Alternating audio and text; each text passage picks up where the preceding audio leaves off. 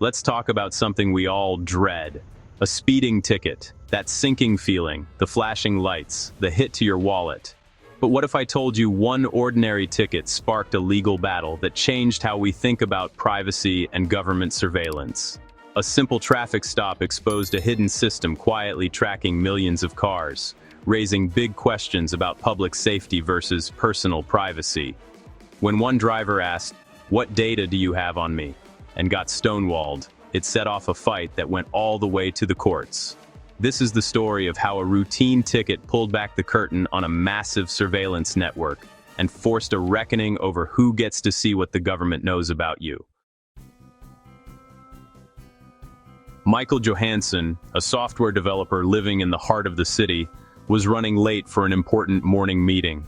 Like so many of us, he was juggling a hectic schedule, weaving through traffic, and hoping to make up for lost time. The city streets were buzzing with commuters, and Michael's mind was already on the day ahead. Suddenly, flashing lights appeared in his rearview mirror. He'd been pulled over for speeding, just another routine traffic stop, or so he thought. Michael expected a quick ticket, maybe a stern warning, and then to be on his way, but this stop was different. The officer explained that Michael's license plate had been flagged by an ALPR, an automated license plate reader. Michael was surprised. He'd heard of these systems, but didn't realize they were being used for everyday speed checks, quietly scanning and recording plates as cars passed by. The encounter left Michael uneasy. He wondered, what else did the police know about his movements? Driven by curiosity and a growing sense of concern, he decided to file a public records request. He wanted to see exactly what ALPR data the police had collected on his car and how often his location had been tracked. But when the response came, it wasn't what he expected. The police department refused to release the data, even though it was about him. Their reason? They claimed that giving out this information, even to the person it was collected from, could compromise ongoing investigations and threaten public safety. Michael was stunned. How could his own location data, gathered without his knowledge, be considered too sensitive for him to access? The idea that the government could track his movements, yet deny him the right to see that information, felt deeply unsettling. Instead of letting it go, Michael decided to take action. He reached out to a civil liberties group, sharing his story and his concerns about privacy and transparency. Together, they filed a lawsuit against the city, determined to challenge the secrecy surrounding ALPR data and fight for the public's right to know. What started as a minor speeding ticket had now become something much bigger. The issue was no longer about a simple fine. It was about the fundamental right of citizens to understand how they're being watched, and to demand accountability from those in power. For Michael, the real battle was just beginning. And for the city, it was a wake-up call about the growing debate over surveillance, privacy, and the rights of ordinary people. So, what's an ALPR? You might have seen them without even realizing, those small, boxy cameras perched on police cars or mounted above busy intersections. ALPR stands for Automatic License Plate Reader, and it's quietly transforming the way our movements are tracked. At its core, an ALPR is a high-speed camera paired with advanced software. It scans and records every license plate it sees, capturing not just the plate number, but also the date, time, and exact location of each sighting. This happens in a split second as cars zip by on highways or pause at red lights. These cameras are everywhere, mounted on police cruisers, fixed to traffic lights at intersections, and lining overpasses above busy roads. Every day, they log millions of data points, not just for people suspected of crimes, but for every single car that passes by. Whether you're commuting to work, dropping your kids at school, or running errands, your car's location is being silently recorded. Over time, this data builds a detailed digital diary of your vehicle's movements. It's not just a snapshot, it's a living, breathing record of where you've been, when, and how often. This information can reveal patterns about your daily life, your habits, and even your social circles. Law enforcement agencies use this vast database to search for stolen cars, track down suspects, or investigate crimes. But the same system that helps solve cases also creates a comprehensive map of everyone's movements, regardless of whether they've done anything wrong. With enough data, anyone with access can reconstruct your daily routines, where you work, where you shop, the friends you visit, or even if you attend a protest or visit a place of worship. Sensitive locations and private moments become part of a searchable record. The technology is undeniably powerful, offering new tools for public safety. But it's also ripe for abuse, turning what was once fleeting and anonymous movement into a permanent record. The line between protecting the public and surveilling the public grows thinner every day. The result? A chilling effect on free movement and association. People may think twice before visiting certain places or meeting with others, simply because they know their whereabouts are being tracked and stored, possibly forever. The promise of catching criminals must be weighed against the slow erosion of our right to privacy. As ALPRs become more common, we must ask, how much surveillance is too much, and what are we willing to trade for a sense of security? ALPRs, or automated license plate readers, are often praised for their role in helping law enforcement solve crimes and track down stolen vehicles.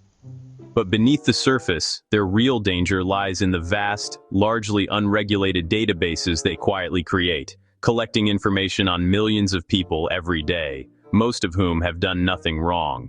Police departments across the country have been storing years' worth of location data on millions of innocent people, shifting the focus from investigating specific crimes to essentially investigating everyone, all the time.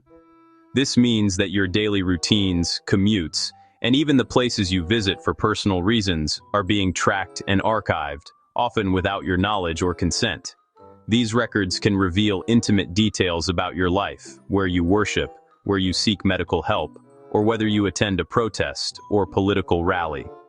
Over time, these patterns paint a detailed portrait of your beliefs, your health, and your associations, all of which should remain private. In the wrong hands, this data becomes a powerful tool for blackmail, stalking, or discrimination. Hackers, corrupt officials, or even private companies could exploit this information for personal gain or to target vulnerable individuals. The mere existence of these massive databases can chill free speech and association, making people think twice about where they go, who they meet, or what causes they support. When people know they're being watched, they may avoid places or events that are important to them, simply out of fear of being tracked. Errors and bias are real risks. Misread plates can lead to wrongful stops, arrests, or even dangerous confrontations. And because camera placement often targets marginalized communities, these groups bear the brunt of surveillance, reinforcing existing inequalities and mistrust. Surveillance systems, which are supposed to be objective, can actually reinforce and deepen the inequalities that already exist in our society, making it even harder for some people to move freely or feel safe in their own neighborhoods. The debate isn't just about whether technology is useful, it's about unchecked power, the potential for abuse, and the urgent need for oversight and transparency. We should all care, because these systems affect the rights and freedoms of everyone in our communities. Michael's lawsuit wasn't just about his denied request, it challenged the secrecy of mass surveillance. The city argued that releasing any ALPR data would endanger public safety, while Michael's team insisted on accountability. Citizens have a right to know how they're being tracked. Michael wasn't asking for camera locations or active investigations, just his own data. The legal fight became a tug-of-war between security and liberty, with the city clinging to secrecy and Michael's team demanding transparency. The case highlighted a key point. ALPR databases aren't traditional investigative files. They're records on everyone, demanding greater public oversight. The battle moved through the courts, setting the stage for a precedent-setting decision. The case reached the state Supreme Court, with huge implications for privacy and transparency. In a landmark ruling, the court sided with Michael, rejecting the city's claim that all ALPR data was off-limits.